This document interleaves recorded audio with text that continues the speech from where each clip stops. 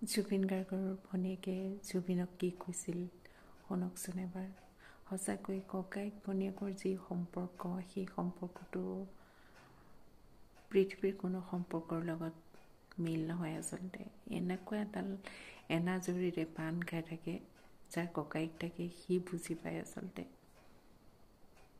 ফেচবুকত পোষ্ট দিম বুলি মই এতিয়া তোক চবৰে আগতে কৈয়ে দিওঁ, তই শুন কথাটো সমজুৱাকে।